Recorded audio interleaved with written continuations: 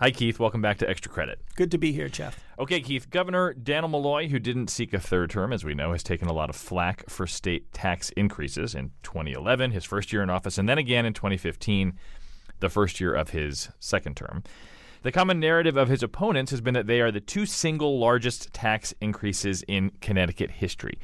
You've looked at the numbers. Is that true? No, they are the two most recent large tax increases in state history. Okay. And you're absolutely right. It's been a constant message, but not only is it not correct, it's not really that close. So how do you analyze it? How should we think about it? We could simply go by straight numbers. The problem with that is if we don't adjust for inflation, everybody knows that a dollar today doesn't buy what a dollar bought 20 years ago. So we can't do it that way. Right. Well, we can. It just wouldn't be good because that's one of the ways I looked at it. And then from there, went to adjusting for inflation.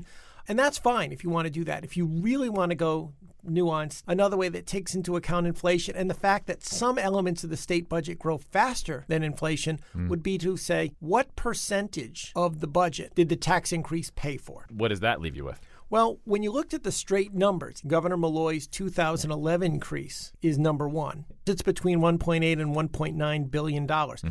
But number two is the tax hike under Governor Weicker in 1991. It was more than $1.1 billion. That's the tax increase that gave us the state income tax.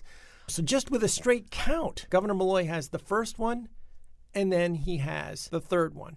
In other words, it would go Malloy 2011, then Weicker, then Malloy 2015. If you adjust for inflation, Governor Weicker jumps to the top spot. Okay. And then 2 and 3 really become a battle between Governor Malloy in 2011, and a lot of people forget in 1989, under Governor O'Neill, we didn't have an income tax then, but we increased every other tax under the sun in an effort to stave off the need.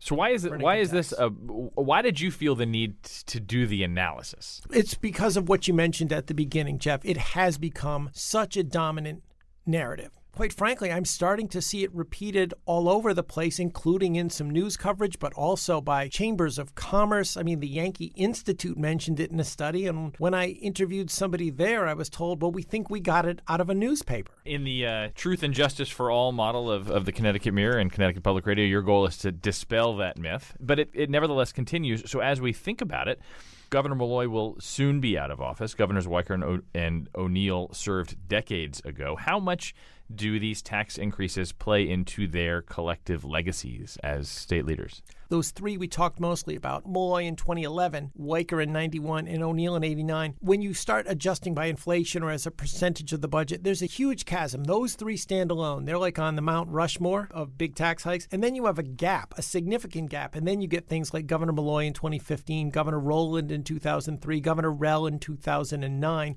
Those aren't remembered, that second tier. People don't remember Governor Rell because of that 2009 increase or Governor Rowland because of 2003. But they remember Governor Weicker and the income tax. And I think they will remember Governor Malloy not only for that, but that will be one of the things that defines him. Keith Phaneuf tackles budget stories like a can of Pringles. Once he starts, he just can't stop. Follow all of his reporting on the upcoming budget cycle at ctmirror.org. Thanks, Keith. I have nothing but I can tip my hat on that one.